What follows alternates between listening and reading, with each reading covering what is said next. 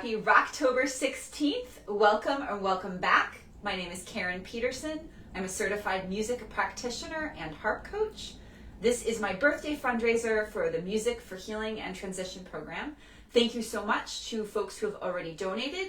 If you haven't already, please consider making a donation. And thank you. The Music for Healing and Transition program has been around now for 30 years. They have certified 1,100 graduates on all types of instruments.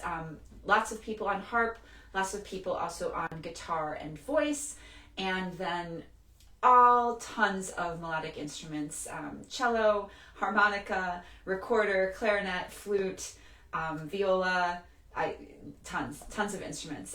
Really amazing. It was so fun taking classes with other instrumentalists and learning from them as students as well. I wanted to talk a little today before I did my song of what it's like to work in the hospital. How does it work as a certified music practitioner going in to see patients? At where I work at Cooperman Barnabas Medical Center in Livingston, New Jersey. It's near Newark and New York. And I work in the spiritual care department. Other certified music practitioners can work in different, not only hospitals, but in hospice or skilled nursing or other places. And they might work through other departments like nursing or patient experience. Some of them will work through the volunteer department, but many of us are paid. This is a job. We went through a lot of training to do this, and we are working directly with patients, not in a like kind of volunteer supervised type state. Like we're on our own making decisions because our training allows us to do that. And how I work at my hospital, I get referrals from nurses and from my colleagues in the pastoral care department, which are the hospital chaplains. And so I generally have a list from those nurses or from the chaplains, and I will go into the patient's room and ask. I'll introduce myself. I'm Karen. I am a certified music practitioner. I have a harp. Most patients have no idea that this is something that's available anywhere, much less the hospital that they are in.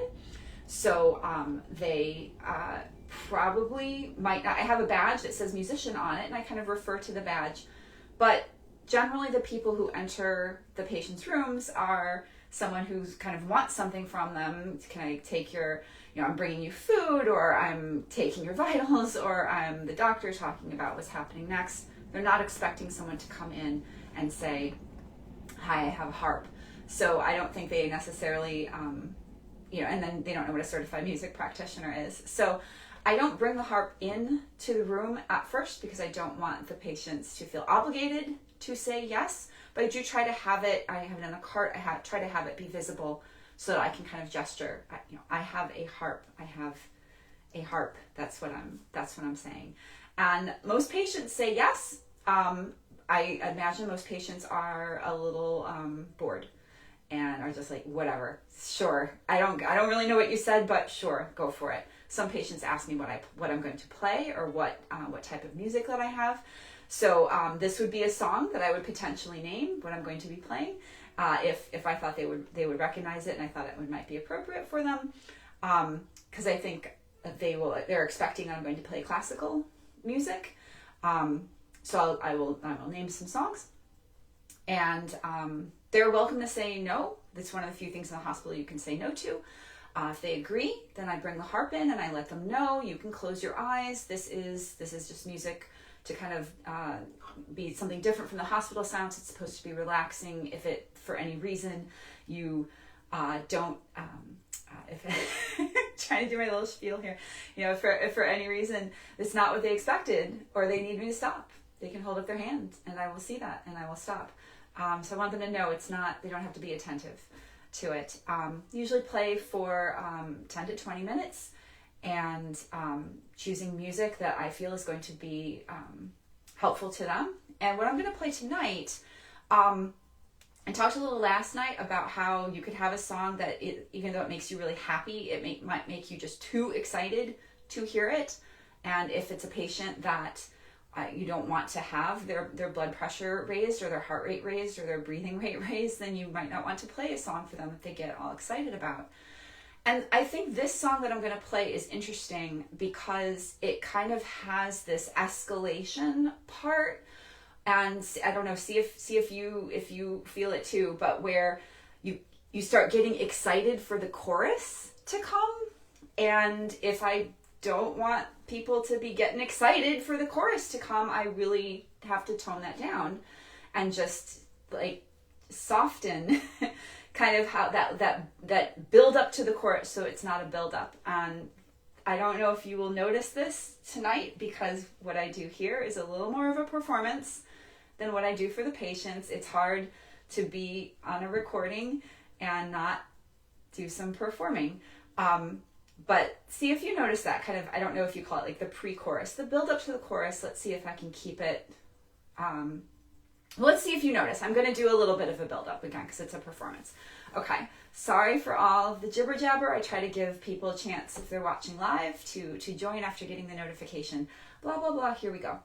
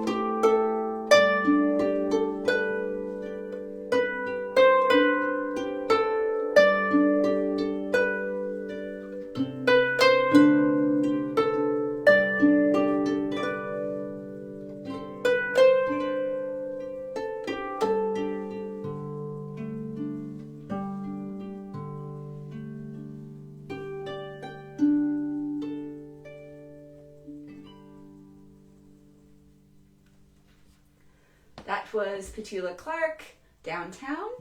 So I tried to have a little bit of a variety, a little bit more lullaby-ish in the beginning and a little more performance-y on the second part.